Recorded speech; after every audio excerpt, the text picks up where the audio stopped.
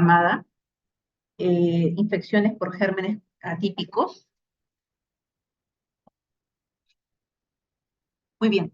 Entonces, primero tenemos que definir o aproximarnos a la definición de qué significan las infecciones por gérmenes atípicos. Son aquellas patologías infecciosas que obviamente no son causadas por los gérmenes tradicionales que comúnmente nosotros encontramos en los procesos infecciosos de los sistemas o de los órganos de nuestro organismo. Y que además tienen diferencias clínicas con las que son patologías comunes y también difieren en el tratamiento. En realidad son varios los agentes atípicos que deberíamos revisar en esta oportunidad, pero ya algunos de ellos han sido evaluados y revisados en clases anteriores, previas a esta. Entonces hemos considerado 3 agentes antibacterianos o agentes microbianos que producirían o que estarían dentro de la relación de los patógenos que producen infecciones atípicas, los cuales es Mycoplasma pneumoniae, Legionella pneumophila y Chlamydia pneumoniae. También encontramos agentes etiológicos del orden de los virus, como el citomegalovirus, u otros bacterianos, como la Coxiella o la Francisella. La diferencia o las patologías o el resto de enfermedades que producen estos gérmenes son poco comunes en nuestro medio, ¿no? Entonces, también tenemos que ajustar la presencia de estos gérmenes dentro de nuestro territorio. Entonces, consideramos para esta clase estos 3 agentes que les he mencionado: Mycoplasma, Legionella y Chlamydia. Entonces, hablemos primero del micoplasma, ¿no? El micoplasma tiene unas características muy especiales, como ustedes podrán ver en la imagen. Son unas bacterias de vida libre y que tienen una división autónoma, pertenecientes a la familia Mycoplasmataceae y de la clase Mollicutes. La característica de estos gérmenes, de este patógeno, es que no tiene pared celular. Por eso es que ustedes, dentro de la clase que les vamos a dar, hay una cápita en donde les mencionamos que los antimicrobianos beta-lactámicos no tienen mucho efecto, mucho impacto antimicrobiano contra el micoplasma, porque justamente este agente carece de pared celular, solo de membrana, ¿no? Y no suele teñirse a la tinción Gram, o sea, no sé si le aplicamos a una secreción o a una muestra buscando micoplasma y hacemos tinción Gram, no nos va a salir ni Gram positivo ni Gram negativo. También se define como un germen difícil de cultivar y es frecuentemente encontrado a nivel extracelular más que intracelular. Dentro de su esqueleto, su citoesqueleto, tiene una organela que favorece a la adherencia y al movimiento. Y es esa organela, que luego vamos a pasar a describir, la que produce, además de adherirse fuertemente al tejido o a la mucosa donde está infectando, produce una serie de reacciones inflamatorias que son parte de la clínica de la infección por micoplasma.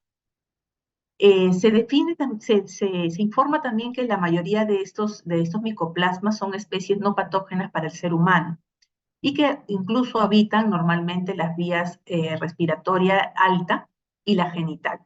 Pero sí hay una de ellas, como es el micoplasma especie pneumoniae, que causa enfermedad, infección y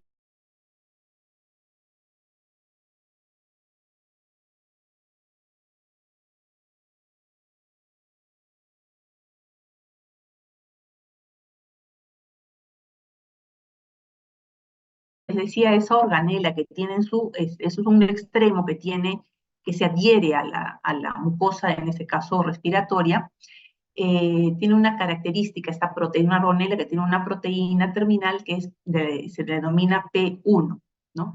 Y esta organela que se adhiere fuertemente a la mucosa, además de alterar la función de los cilios a través de la producción de peróxidos, va a producir una serie o a inducir la producción de una serie de interleuquinas o mediadores inflamatorios que van a producir aumento de la secreción característica de la infección por Mycoplasma pneumoniae. En cuanto a la epidemiología, ¿qué es lo que podemos decir de este microorganismo? Sobre todo lo podemos encontrar produciendo infección en pacientes en grupos etarios entre 5 años y 15 años y también en los adultos mayores. Generalmente se ve este procesos infecciosos en las épocas de verano y otoño y tiene un periodo de incubación de 2 a 3 semanas con un promedio de una semana, desde que ingresa al organismo hasta que produce enfermedad o los signos y síntomas. Existen casos y reportes de pacientes que son portadores de esta bacteria, sobre todo cuando tienen micoplasma que se adhiere fuertemente a través de esta proteína en las vías respiratorias. Muy bien, entonces, teniendo conocimiento que no tiene pared, que tiene una capacidad alta de adherirse a la vía respiratoria, produciendo alteración de la función ciliar y aumentando la liberación de interleuquinas proinflamatorias a nivel de la mucosa respiratoria, entonces vamos a tener signos y síntomas propios de la vía respiratoria y también extrarrespiratoria. Entonces comencemos con las manifestaciones respiratorias. Generalmente en los niños mayores de 5 años puede producir traqueobronquitis, faringitis e incluso conjuntivitis y bronquitis. En adultos suele ser incluso leve o hasta asintomática, y son ellos los que les comentaba en la lámina anterior que pudieran ser portadores asintomáticos. Si es que baja al tejido pulmonar, produce un cuadro de neumonía no característico a la neumonía bacteriana común que conocemos. No es de forma aguda a su inicio, sino es insidioso, perdón, disculpen, ahí es con ese, insidioso, y puede persistir incluso semanas o hasta meses. Entonces, comienza con fiebre, desaparece, después se añade la tos, después hay sensación de alza térmica, luego se agrega la faringitis y hasta ahí posiblemente el niño va y viene de la emergencia o va y viene de la consulta y lo que le indican a la mamá es que es posiblemente un proceso viral.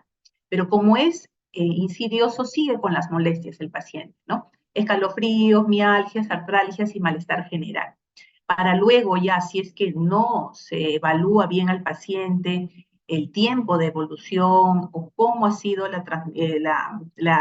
los signos y síntomas, si estos llegan a ser signos o síntomas que comprometen la vida diaria del paciente, que disminuyen la capacidad de poder hacer sus actividades de vida diaria, entonces tenemos que reevaluar el caso y pensar que posiblemente o estamos cursando con un proceso infeccioso que está iniciando o pudiera ser una neumonía o un cuadro respiratorio infeccioso atípico, ¿no? En los casos graves incluso vamos a encontrar signos como la disnea o tos insistente, ¿no? Irritativa, seca, con dolor torácico, coriza y estornudos. En los niños se describe que en los niños menores de 5 años el micoplasma neumoniae suele producir neumonía, pero en poco porcentaje. Es más frecuente que produzca neumonía en niños mayores de 5 años. Incluso se ha visto la asociación de la presencia de micoplasma neumoniae con la exacerbación de los pacientes que tienen asma, ¿no? A exacerbación a crisis asmática. Y también el otro gran grupo de pacientes que pueden presentar neumonía o cuadros severos por micoplasma, además de los niños entre 5 y 15 años y los adultos mayores, son los pacientes que tienen inmunosupresión o son inmunocomprometidos, que ya lo vimos en la clase pasada, cuál es ese gran grupo de pacientes que están dentro de esta denominación. Incluso puede dar en ellos síndrome de distrés respiratorio o fallo multiorgánico. En algunos pacientes, cuando ya salen del cuadro con cobertura antibiótica y están en su periodo de convalescencia, suele quedar una secuela de tos y cansancio que incluso puede durar 2 semanas hasta 2 meses. Además del compromiso respiratorio que puede producir el micoplasma neumonía en estos grupos característicos que les dije, también puede producir manifestación extrarrespiratoria. Y eso es muy importante anotarlo porque normalmente una neumonía bacteriana no hace estos cuadros extrarrespiratorios. Entonces, es otra forma de la cual nosotros podemos diferenciar, ¿no? Y podemos aproximarnos al diagnóstico, a pesar de que posiblemente no tengamos la oportunidad de poder tomar una prueba para determinar o demostrar o documentar que estamos frente a un paciente con una infección por Mycoplasma pneumoniae. Entonces, este germen, ¿qué manifestaciones extrarrespiratorias puede producir en el paciente? Puede producir problema respiratorio y extrarrespiratorio en simultáneo, o primero respiratorio y luego extrarrespiratorio, ¿no? Generalmente el 25% de pacientes con con el micoplasma pueden presentar este compromiso extrarrespiratorio. Y sobre todo, el que es de más severa presentación es a nivel neurológico. Pueden haber pacientes con historia de un proceso respiratorio que curó o que mejoró y que a los pocos días presentan cuadros de compromiso neurológico, ¿no? Calificados como encefalitis, como compromiso de mielitis transversa, o meningitis aséptica, o compromisos de pares craneales, o exacerbación de cuadros psiquiátricos de base del paciente, o de novo, con compromiso de psicosis aguda, ataxia, compromiso ocular, síndrome de Guillain-Barré o parálisis, como le decía, de pares craneales. Eso es a nivel de vía neurológica. A nivel cardíaco también puede producir cuadro de miocarditis, de endocarditis y pericarditis como sin taponamiento cardíaco.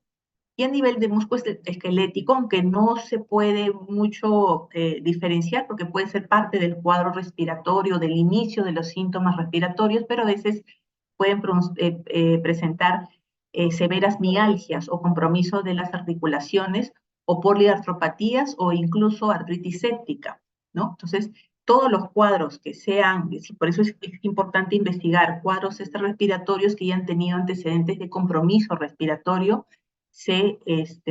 nos podría orientar a pensar en infección atípica por Mycoplasma pneumoniae.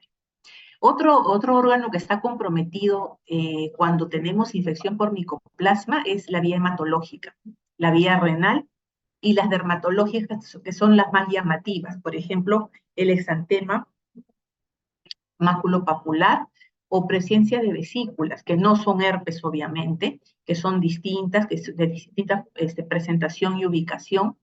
Incluso puede llegar a síndrome de Stevens-Johnson. Y también con compromiso ocular.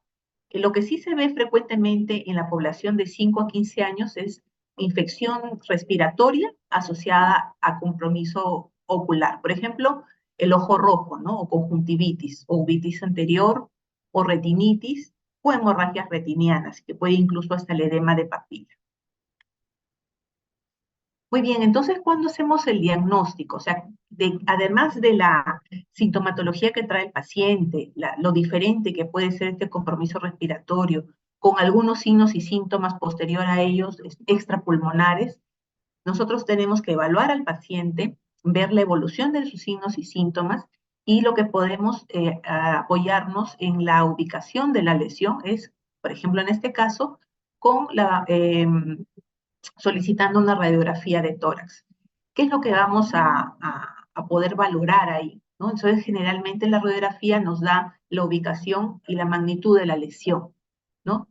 Podemos encontrar infiltrados parailiares, peribronquiales, que pueden estar muy marcados en uno o en los dos lados, ser bilateral. Pocas veces puede dar cuadro de derrame pleural, ¿no? O sea, los cambios radiológicos que tiene un paciente con micoplasma pneumonial suelen ser inespecíficos, ¿no? Y si los hay, el patrón que vamos a presentar es intersticial. Lo que sí es importante es, si ustedes no logran tener una radiografía de buena calidad que les pueda orientar, o si se les permite una tomografía torácica, realícenla, porque incluso vamos a ver signos o síntomas, como le denominan, en formación de árbol en yema, que ustedes pueden ver en la parte baja de este corte, ¿no? Característico, no es patognománico, pero sí nos orienta a pensar en micoplasma. Obviamente que nosotros no solamente nos vamos a, a quedar con las imágenes. Lo único que nos me dice es que el pulmón está comprometido, que es propio de los signos y síntomas son propios de este compromiso. Pero tengo que saber qué es lo que tiene el paciente, por lo menos para iniciarle un tratamiento medicamentoso y que pueda mejorar los síntomas del paciente. Entonces, cuando pasamos ya al diagnóstico laboratorial, ¿qué nos puede ayudar? Porque las imágenes no nos dan etiología, ¿no? ¿Qué nos puede ayudar a orientarnos en pensar en Mycoplasma pneumoniae? Es la serología. En realidad, cuando cultivamos secreción bronquial o esputo para Mycoplasma, el cultivo suele ser muy, muy lento y difícil. Entonces, lo que nosotros tenemos que demostrar, si queremos saber si tiene Mycoplasma pneumoniae, nuestra primera línea de acción sobre el diagnóstico laboratorial es solicitarle serología inmunoglobulina M o G, o demostrar la seroconversión, es decir, si ahorita esa inmunoglobulina M con todos los síntomas es no reactiva y al control de los 15 días es reactiva, entonces nos está informando que, o nos está indicando que posiblemente el paciente tenga o haya tenido una infección por Mycoplasma pneumoniae. Y otro examen que nos ayuda al diagnóstico es el PCR para Mycoplasma pneumoniae, que suele ser más sensible, rápido y es muy precoz, sobre todo en muestras respiratorias.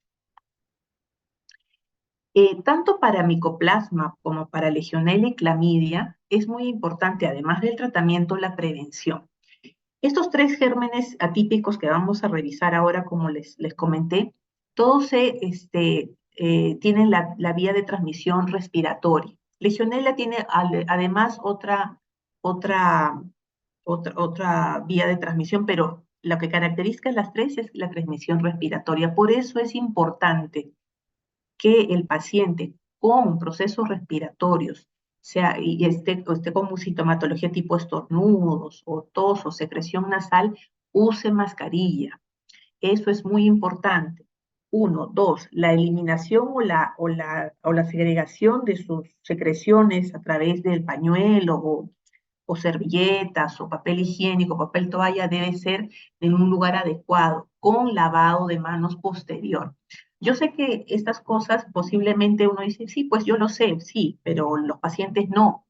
Entonces hay que educarlos, ¿no? Vamos a tener de repente 1 o 2 minutos o de repente no tenemos tiempo para educar al paciente en la consulta, pero en la medida de lo posible tenemos que hacer eso porque tenemos que explicarle que no solamente él está con el proceso infeccioso, lo que puede hacer en casa es diseminar este proceso infeccioso, ¿no? Entonces, por eso es que les pongo ahí el cuadro de, entre comillas, etiqueta de la tos, cómo manejamos, ¿no? Cubrirnos la nariz y la boca cuando tosemos, cuando estornudamos o cuando estamos con secreciones nasales.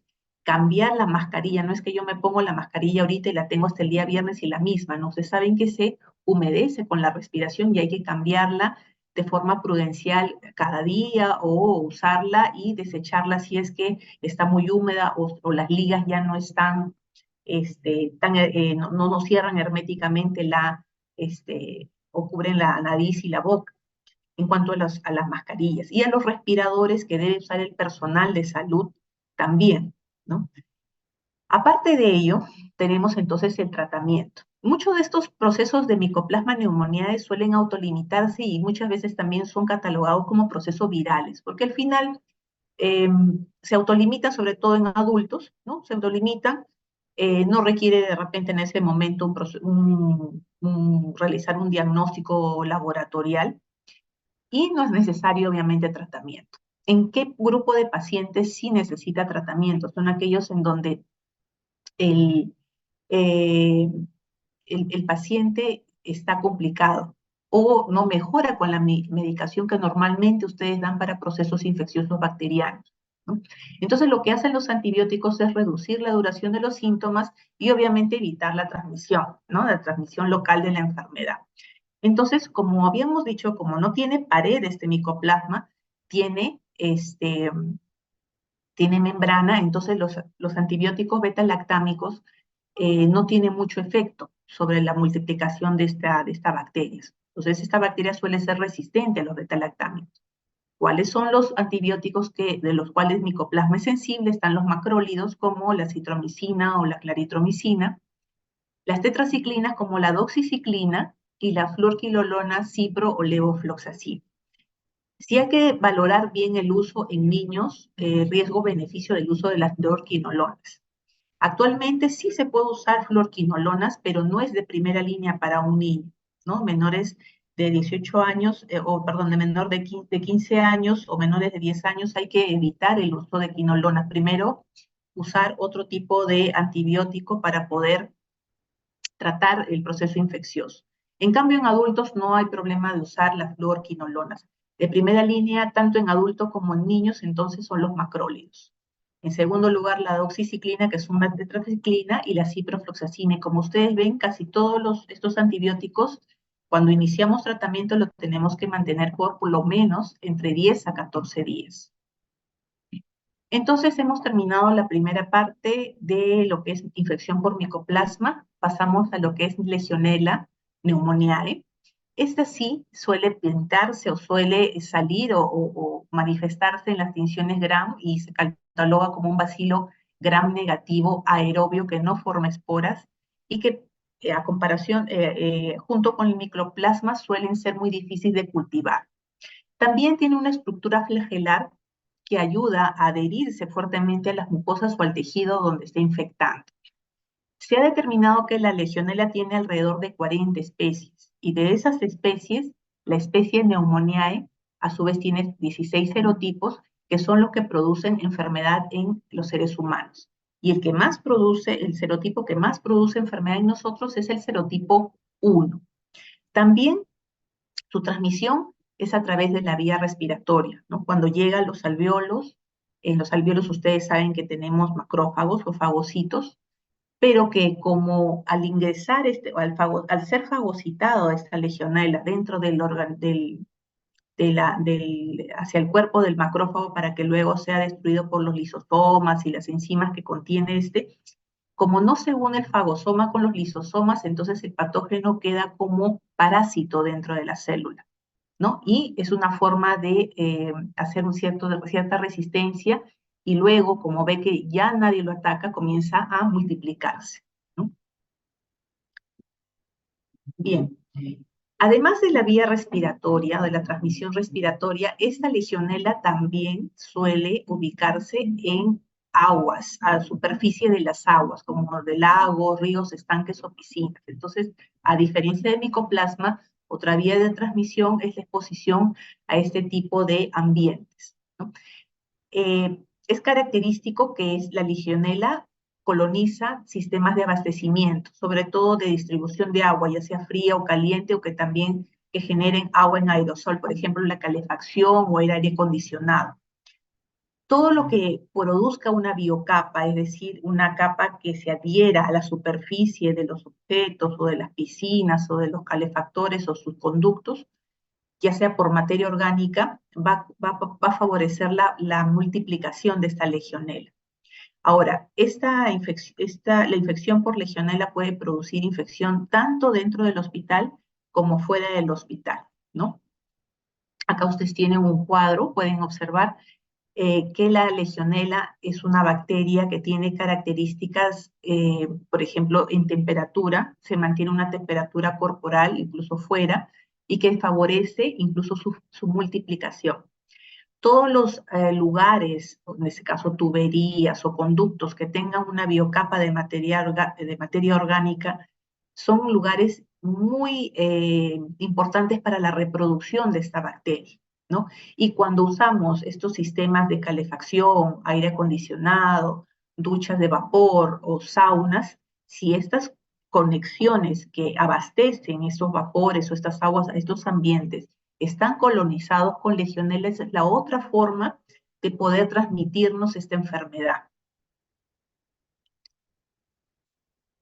Como les decía, la transmisión por aerosoles, periodo de incubación hasta 10 días, puede producir una infección pulmonar severa que le llaman enfermedad del legionario o una forma no pulmonar que le llaman la fiebre de Pontiac.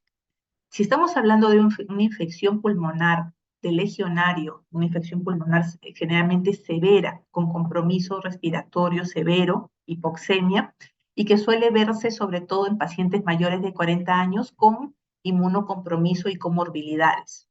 Esta infección suele ser incluso letal hasta un 40% si es que no se brinda tratamiento al paciente, y también tiene signos y síntomas extrapulmonares. Entonces, nuevamente, lo que caracteriza este grupo de infecciones es que da compromiso respiratorio y extrapulmonar.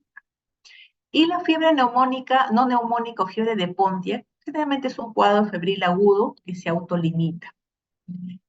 ¿Cómo hacemos el diagnóstico? Además de la clínica, de la exposición a estos aerosoles o de estos lugares donde tienen posiblemente eh, conexiones que puedan estar con este microorganismo, es importante que sepamos que las muestras que se pueden estudiar es la vía de la secreción respiratoria o tejido pulmonar, sangre o orina. Y el examen que sobre todo nos ayuda bastante a poder diagnosticar legionela es la detección del antígeno en orina, el antígeno de legionela en orina, que tiene una sensibilidad del 75% y una especificidad casi del 100%, del 99%. También ustedes pueden pedir, entonces pueden pedir antígeno para legionela en orina, o pueden pedir ELISA, IgG, IgM, o sea, búsqueda de anticuerpos, ¿no? De una forma indirecta para buscar legionela. PCR para buscar legionela también se puede hacer, se puede realizar, pero es costoso y demora un tiempo. Igual que micoplasma, de rutina no se realizan los cultivos porque es difícil de poder tomar una muestra adecuada. El tratamiento similar a la de micoplasma, tenemos las fluorquinolonas en adultos y alternativa macrólidos también, pero en niños podemos poner de primera línea los macrólidos, sobre todo acitromicina o claritromicina. El siguiente germen atípico que vamos a revisar es la Clamidia pneumoniae, que es una bacteria intracelular obligada y que suele tener una característica o dos características. No tiene un cuerpo reticular y un cuerpo elemental que al laboratorio o la microscopía nos orienta al diagnóstico, ¿no? Entonces, no genera sus propios ATPs, ¿no? Obtiene la energía de los depósitos de la célula del huésped. Como ustedes ven aquí, ¿no? El fagocito, fagocita, el macrófago, perdón, fagocita en el alveolo las clamidias, y las clamidias también tienden a exponer estos cuerpos reticulados para que favorezca la maduración y se liberen o se conviertan en cuerpos elementales y puedan romper ese macrófago y salir y liberarse y buscar otras células en donde puedan reproducirse. Ese es su ciclo de vida. En cuanto a clamidia, lo que podemos decir es que la presentación suele ser leve, ¿no? Inicialmente es un cuadro insidioso de tos seca, tos irritativa, rara vez con compromiso de secreción abundante, o puede haber rinitis o dolor faríngeo, y que suele ser muy prolongada, ¿no? A veces también hay cuadros de bronquitis aguda y neumonía por clamidia. Otros signos y síntomas que pueden presentar el paciente: fiebre, esputo o secreción purulenta, sibilancias, dolor torácico y diarrea. Nuevamente aquí ven ustedes los signos extrapulmonares o el compromiso extrapulmonar, ¿no? En una radiografía, ¿qué me puede orientar o qué es lo que normalmente veríamos en una radiografía con un paciente con clamidia pneumoniae? Podemos ver infiltrados que generalmente comprometen un solo pulmón, generalmente también el lóbulo inferior, o también podemos ver compromiso intersticial, ¿no? Entonces, compromiso alveolar, compromiso intersticial. Rara vez produce también derrame pleural y rara vez también vamos a encontrar linfadenopatía iliar o refuerzo iliar. Pero, como les digo, la radiografía o las imágenes nos dan etiología. Lo que podemos hacer para demostrar que el paciente tiene infección por clamidia es la serología, ¿no? La presencia de inmunoglobulina IgG o IgM para clamidia pneumoniae, pero esto puede incluso tardar el resultado hasta 8 semanas porque no suele positivizar prontamente. Lo que sí nos puede ayudar es un PCR para clamidia pneumoniae, y el tratamiento es de primera línea con macrólidos. También tenemos fluorquinolonas, y el tratamiento también se extiende por 14 días, similar al de los otros dos agentes patógenos que hemos revisado. Muy bien, eso sería todo por ahora. No sé si tienen alguna pregunta o alguna duda acerca de la clase.